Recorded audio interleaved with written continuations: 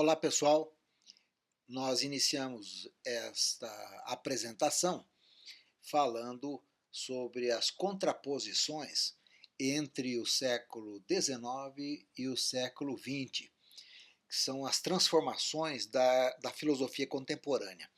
A filosofia se desenvolve desde a Grécia, com a filosofia antiga, passando pela filosofia patrística, depois a escolástica, depois o Renascimento, a Idade Moderna, a filosofia iluminista, e chegamos à Idade Contemporânea. Então a gente vai analisar quais são as diferenças basicamente entre o século XIX e o século XX.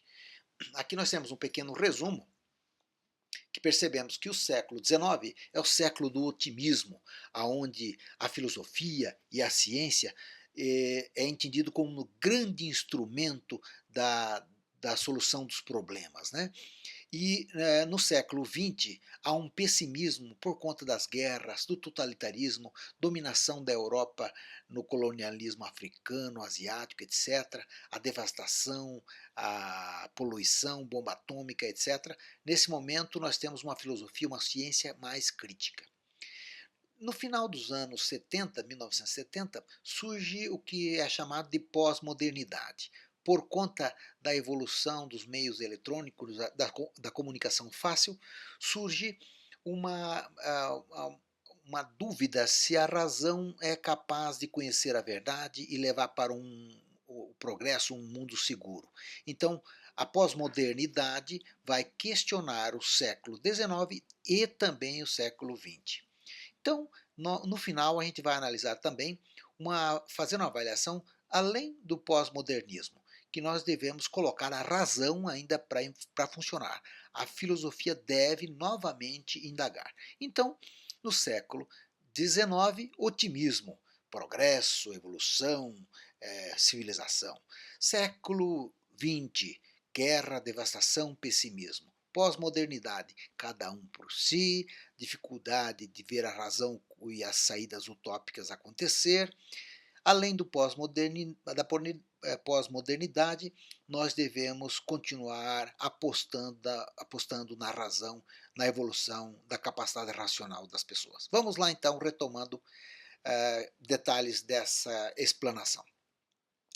No século XIX surge a ideia de que a história é progressiva e, e ela é positiva, portanto ela traz sempre progresso. A ideia de que a razão sempre evolui é de Hegel, e também nós temos que a ideia de que a ciência deve ser a matriz para tudo é de Augusto Comte, que dizia que toda a sociedade tinha que ter o amor como princípio, a ordem como meio e progresso como fim. Tanto é que esse tema de Augusto Comte está na bandeira do Brasil. Então vejamos sobre a questão da história e progresso no século XIX. Otimismo, ideia de progresso, que a ciência é para prever e prover. Século XX, em relação à história e progresso, há um pessimismo, crítica à ideia de progresso, porque cada sociedade teria sua história. E que essa ideia de progresso, estava justificando o colonialismo, a dominação de um povo sobre o outro. Então, passa a criticar e dizer, não há transformação contínua, cumulativa, positiva e progressiva da humanidade. Então, o século XIX pensava do jeito, o século XX vai criticar essa maneira de pensar. Agora vamos ver como é que acontece essa diferença entre século XIX e século XX na ciência e nas técnicas. Século XIX, otimismo, a ciência sobre a natureza, sobre a sociedade, o indivíduo, a razão instrumental, a técnica, a ciência vai resolver os problemas. Surge a sociologia, a psicologia, tudo vai funcionar com base nas ciências. No século XX, pessimismo com guerra, totalitarismo, poluição, obesidade, a indústria militar, Auschwitz, perseguição dos judeus, Hiroshima, bomba atômica, surge a escola de Frankfurt, que vai falar, olha, nós ao invés de ter uma razão instrumental, temos que ter uma razão crítica, né? Walter Benjamin, Horkheimer, Adorno e outros filósofos vão começar a fazer uma análise crítica dessa situação no século XX.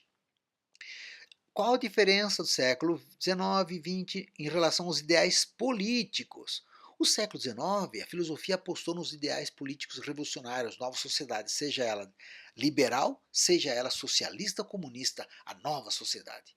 Mas surge totalitarismo de esquerda e de direita, nazismo, né, o comunismo ditatorial, né, as ditaduras na América Latina, no Chile, no Brasil, na África, na Ásia.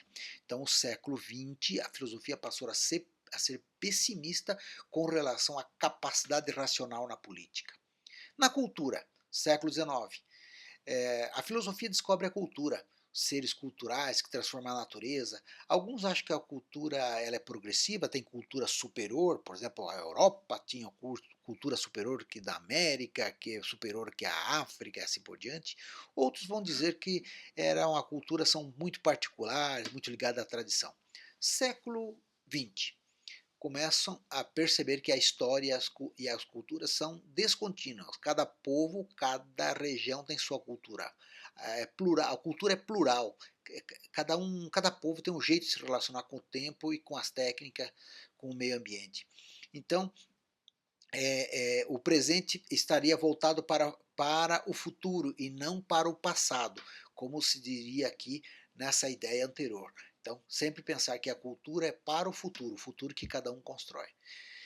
Também, nesse período, tem a ideia do fim da filosofia, porque no século XIX, todas as explicações estariam dadas, seria desnecessária a filosofia. No século XX, a filosofia mostra que as ciências têm resultados duvidosos, porque a ciência não é neutra, ela faz mal para as pessoas também se ela progredir do lado errado. Russell vai dizer que teríamos que analisar melhor os resultados das ciências. Russell, um outro personagem, vai dizer que temos que estudar a linguagem científica, os limites do conhecimento científico. O conhecimento científico não traz toda a verdade.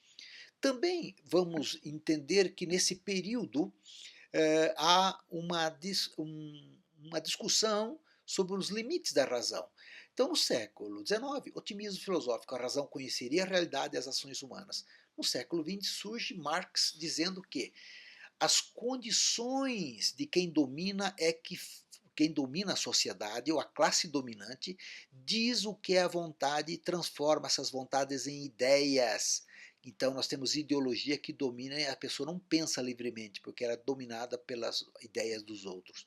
Freud vai dizer que nem tudo que acontece conosco é do consciente, tem o chamado inconsciente. Então a razão conhece tudo, a ideologia diz que não, a inconsciência diz que não. Então, dois personagens, Karl Marx e Sigmund Freud, vão dizer que a razão tem novas questões a ser discutidas. Então, a pergunta é: temos liberdade para a gente discutir as questões históricas, econômicas, culturais, etc., ou tem um condicionamento psíquico? A discussão sobre o infinito e o finito. No século XIX, tudo era infinito.